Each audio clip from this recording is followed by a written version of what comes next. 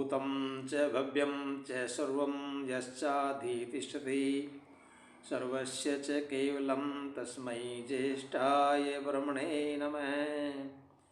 ॐ अग्ने वर्तपते वर्तं चरिष्यामि तच्छिकेयं तन्मे राध्यताम् इदं महनिर्तात् सत्यमुपैमि। ॐ वेदामेतं पुरुषं महान्तम् आदित्यवर्णं तं स प्रस्ता तमे विदित्वा इति मृत्युमेति नान्यपन्था विद्यते अनाये। ॐ शांति शांति शांति। ओम। आदरणीय सज्जनों, आप सभी को सादर नमस्ते। आज हम ये 25वां सर्ग कर रहे हैं। अभी तक ये वाल्मीकि रामायण का 24 सर्ग हो चुके हैं, जिसमें कि राम और लक्ष्मण ऋषि विश्वामित्र जी के साथ मिथिला पहुंच चुके हैं और मिथिला जाकर के राजा जनक उनको मिल चुके हैं। राजा जनक ने उनका आदर सत्कार किया।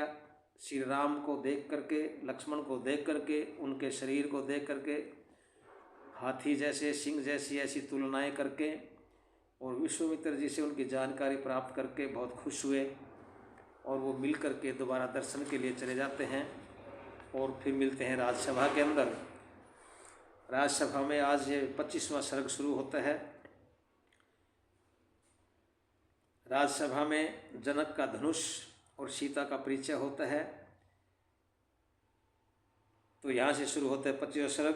ततः प्रभाते विमले कृत कर्मा नराधिपः विश्वामित्रो महात्मना जुझाव सराघवम।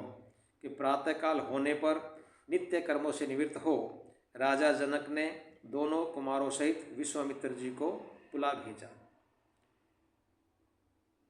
सवेरे नित्य कर्म से निवृत्त होकर के राजा जनक ने जहाँ वो रुके हुए थे वहाँ से ऋषि वाल्मीकि जी, ऋषि विश्वामित्र जी को और दोनों कुमार लक्ष्मण और राम को बुलाने के लिए भेजा। शास्त्र विधि के अनुसार विश्वामित्र और राम लक्ष्मण की पूजा कर धर्मात्मा जनक बोले, भगवान आपका स्वागत है। हे निष्पाप, मैं आपका कौन सा कार्य करूं? आप मुझे आज्ञा दीजिए, क्योंकि मैं आपके द्वारा आज्ञा किए जाने योग्य हूं। ये विश्वामित्र जी को राजा जनक जी बोल रहे हैं। राजा जनक बहुत एक धार्मिक व्यक्ति थे, धार्मिक राजा थे। वो जनता का भला चाहने वाले और हमेशा भला करने वाले राजा थे वो। इसलिए वो ऋषि विश्वामित्र जी को बोलते हैं कि आप ऐसे बताइए कि आपका ऐसा कौन सा कार्य है जिसे मैं करूँ और मुझे आज्ञा दीजिए, ताकि मैं आपका वो काम कर सकूं जो मैं करने योग्य हूँ। जनक जी के ऐसा कहने पर वाक्य विशारद मुनिश्रेष्ठ विश्वामित्र जी ने कहा क्या कि लोक में प्रसिद्ध क्षत्रिय वंश में उत्पन्न दशरथ के ये दोनों पुत्र उस श्रेष्ठ धनुष को देखना चाहते हैं जो आपके यहाँ रखा है। मतलब राजा जनक ने जो कहा था कि इस धनुष के ऊपर जो प्रत्यंचा चढ़ाएगा मैं उसके साथ अपनी पुत्री सीता का स्वयंवर करूँगा। उस टाइम स्वयंवर की प्रथा होती थी, तो उस धनुष को देखना वो राम चाहते थे। इसलिए विश्वामित्र जी ने ये निवेदन किया कि महाराज, ये दशरथ के दोनों पुत्र हैं, उस धनुष को देखना चाहते हैं।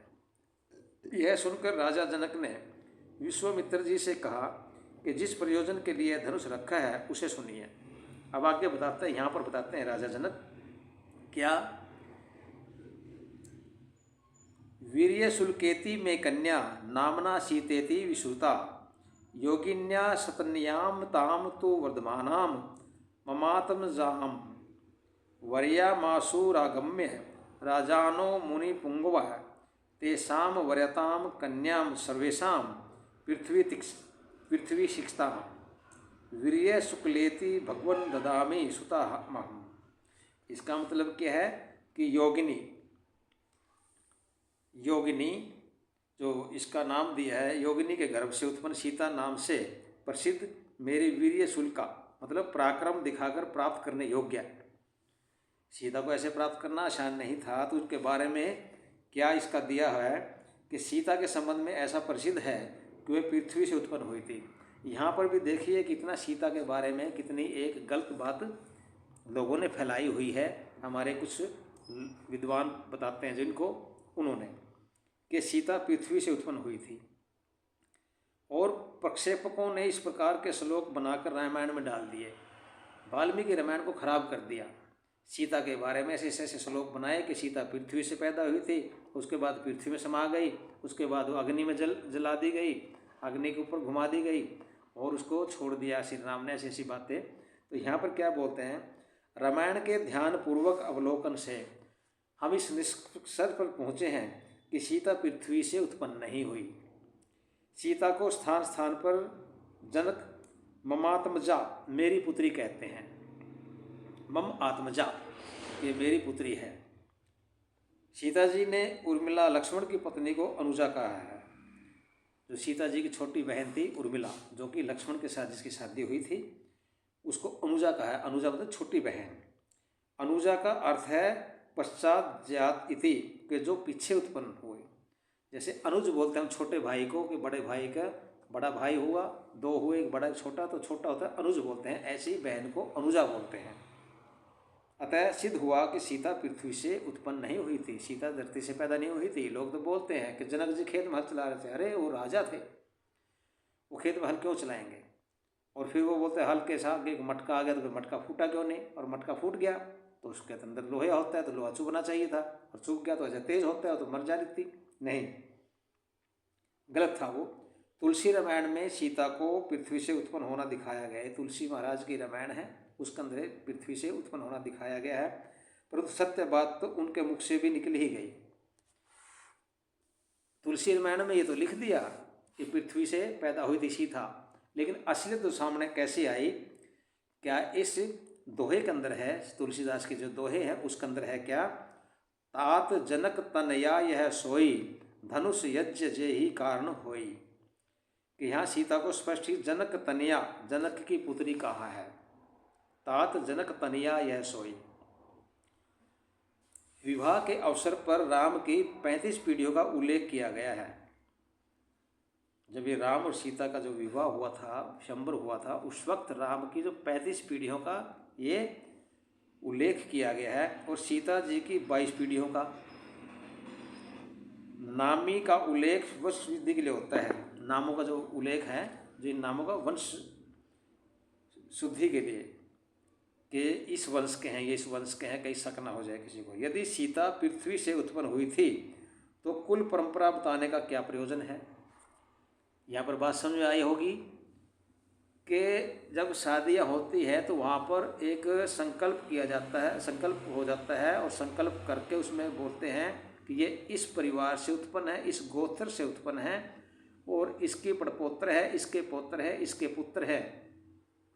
जैसे अगर लड़की के बारे में बोला जाता है प्रपोत्री, फलाने की प्रपोत्री, फिर पोत्री, फिर बेटी, पुत्री, ऐसे ही लड़के को बोला जाता है प्रपोत्र, पौत्र, पुत्र।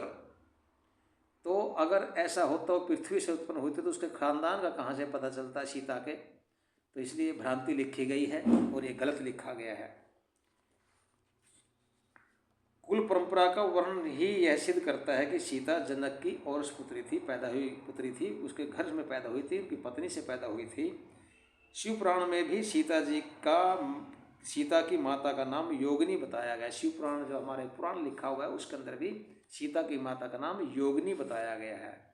तो यहाँ पर ये सीता के बारे में जो अफवाह फैली हुई है कि वो तो खेत से पैदा हुई थी, आज भी सज्जनों में बता देता हूँ, सीतामढ़ी जिला हमारा बिहार के अंदर, सीतामढ़ी ज़िले के अंदर मैंने खुद देखा है कि वहाँ पर, और जाना भी है इस चीज़ का रह करके वहाँ पर, कि वहाँ पर खेत के अंदर कोई भी है शौच के लिए नहीं बैठता। जैसे शौच आदि के लिए जाते हैं तो खेत में नहीं बैठते, सड़कों के किनारे बैठते हैं। मेरी खुद बात लोगों से हुई, ऐसा क्यों है? तो बोलते हैं सीता माता पैदा हुई थी खेत से, ऐसी उनकी अभी भी भावना आज भी है। तो ये चीज़ उन्होंने किया। तो आगे बोलते हैं कि योगिनी के गर्भ से उत्पन्न सीता नाम से प्रसिद्ध मेरी वीर्य शुल्का मतलब पराक्रम दिखाकर प्राप्त करने योग्य, वो ऐसे नहीं मिलेगी। वो उसे शादी करना आसान नहीं है, उसके लिए कुछ शर्तें रखी हैं। उस शर्त को पूरा करने के बाद कन्या को युवा होते हुए देख उसके साथ विवाह करने के लिए अनेक राजा लोग आए। मैंने उन राजाओं, जो राजा आए थे सीता की शादी करने के लिए, उन राजाओं से कहा कि यह कन्या वीर्यशूल का है, अतः बिना पराक्रम की परीक्षा लिए मैं अपनी कन्या किसी को नहीं दूंगा।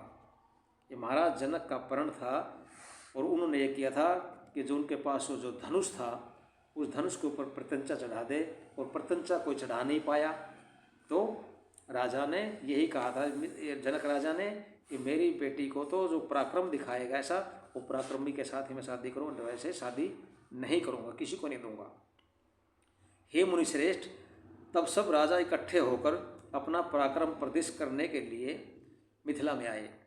यहाँ पर आए सारे, उन्होंने जब डिक्लेयर किया, इस चीज़ को जब फैलाया, तो सारे राजा अपना पराक्रम बहादुरी दिखाने के लिए मिथिला में आ गए।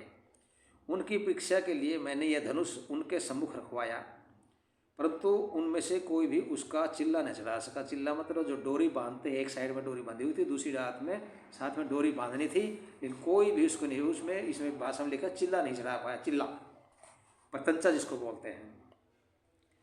हे महामुने, पराक्रम की डींग हाँकने वाले उन राजाओं को अल्पवीर्य समझकर मैंने लुटा दिया कि ये तो इसमें इनमें ताकत नहीं है, ये ताकतवर नहीं है, मेरी बेटी को ये नहीं रख सकते, इसलिए मैं उसी को दूंगा कि जो ताकतवर होंगे और क्या होंगे, वीर्यशूल का होंगे। हे तपोधन, इसके पास जो हुआ उसे सुनो। जब राजाएं सभी हार गए और मना कर दिया इसने, राजा जनक ने, कि मैं अल्पवीर्य जो पराक्रमहीन है, अब मैंने उनको लौटा दिया, तो उसके पश्चात जो हो उसकी बताते हैं क्या, सुनो। हे मुनिश्रेष्ठ, तब उन हीन पराक्रम राजाओं ने मिलकर मिथिला को घेर लिया। जितने राजा आए थे उनमें ये तो दम रहा नहीं कि उस धनुष को उठा लें, उस धनुष पर प्रत्यंचा चढ़ा दें, लेकिन उसमें जब मना कर दिया तो वो उन्होंने क्या किया, हमला करने के लिए मिथिला को चारों तरफ से घेर लिया। परंतु अंत में वे भीरू, वीरता की डींग, झूठी डींग हाँकने वाले राजा मेरे द्वारा परास्त होकर के अपने मंत्रियों से चारों दिशाओं में भाग गए। अब उन राजाओं ने मिथिला को घेर लिया राजा जनक को मारने के लिए, कब्जा करने के लिए, लेकिन राजा जनक भी बहुत बहादुर थे और उन्होंने मुकाबला किया, और उस मुकाबले के सामने जितने भी राजा थे वो सारे डर करके, हार करके वो अपने मंत्रियों से तो भाग गए। हे मुनिश्रेष्ठ, यह वही दिव्य धनुष है। हे सुवर्थ, मैं इसे राम लक्ष्मण को भी दिखलाऊंगा। मतलब ये विश्वामित्र जी को बता रहे हैं कि महाराज वो दिव्य धनुष वही है जिसके लिए मैंने सभी राजाओं को बोला था, लेकिन कोई भी उस पर पे चिल्ला नहीं चढ़ा सका, प्रत्यंचा नहीं चढ़ा सका, और मैं वही धनुष राम और लक्ष्मण को भी दिखाऊंगा। यदि राम इस धनुष पर चिल्ला चढ़ा देंगे तो मैं कर्मणा क्षत्राणी अपनी पुत्री सीता उन्हें प्रदान कर दूंगा। साथ ही यही बोल देते हैं राजा जनक विश्वामित्र जी को कि धनुष तो मैं दिखा दूंगा उन दोनों को, और अगर राम उस धनुष के ऊपर चिल्ला चढ़ा देते हैं तो मैं अपनी सीता को, क्षत्राणी सीता जो मेरी है, जो मेरी पुत्री है कर्मणा क्षत्राणी, मैं उसको राम को सौंप दूंगा। ऐसा वो राजा जनक विश्वामित्र जी से बोल देते हैं। तो यहाँ पर धनुष का जो मतलब जनक की सभा में जाते हैं, धनुष और सीता का वो परिचय कराते हैं राम से विश्वामित्र जी, और यहाँ पर ये अपना राजा जनक जी ये वादा कर लेते हैं, अगर वो चिल्ला चढ़ाएंगे राम तो मैं सीता को उनको सौंप दूंगा। आगे अगले एपिसोड में। इति ओम शम। सादर नमस्ते।